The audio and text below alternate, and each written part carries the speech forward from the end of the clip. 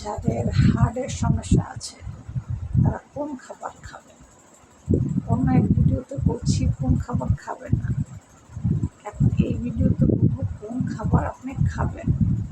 আপনার যদি হার্টের সমস্যা থেকে থাকে, আপনার খাবারের মেনুতে সবসময় আদা, রসুন, লেবু এটাকে কুচি কুচি করে আপনার 4 গ্লাস পানি একটা হাঁড়িতে দিয়ে বা পাতিলের ভিতরে দিয়ে পানিটা ফুটাবেন।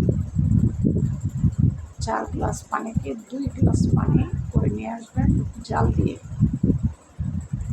সেই পানিটা 1 চামচ করে প্রতিদিন খাবেন। আপনার হার্টের সমস্যা ভালো হয়ে যাবে। এটা হচ্ছে হার্টের রোগীদের জন্য এই ট্রিটমেন্ট। অবশ্যই আপনি কিছুদিন খেয়ে দেখেন, ইনশাআল্লাহ ভালো হয়ে যাবে আপনার হার্টের সমস্যা। বিশেষ করে হার্টের যাদের প্রচণ্ড সমস্যা তারা এই খাবারটাই বেশি খাবেন। আদা, রসুন আর হচ্ছে লেবু, সেটাকে সিদ্ধ করবেন, করে 4 গ্লাস পানি দিয়ে সিদ্ধ করে 2 গ্লাস পানি নিয়ে আসবেন সিদ্ধ করে। সেই পানিটা একটা বয়মে ঢেলে রাখবেন। চায়ের চামচে 1 চামচ প্রতিদিন করে খাবেন, 1 চামচ পানি। সেই মিশ্রণ তৈরির পানিটা 1 চামচ করে খাবেন যারা হার্টের রোগী। আপনার হার্ট খুব ভালো থাকবে, সুস্থ থাকবে। অনেকে জানে না যে কোন খাবারটা খেলে আমার হার্ট ভালো থাকবে। আরেকটা জিনিস বলে দেই, সেটা হচ্ছে টমেটো হার্টের জন্য খুব ভালো। প্রতিদিন আপনি যদি আপনার খাবারের মেনুতে টমেটো রাখতে পারেন, পাকা টমেটো, আর হার্টের জন্য খুবই ভালো। পাকা টমেটো প্রতিদিন খাবেন, রান্না করে, কাঁচা খাবেন না, রান্না করে খাবেন।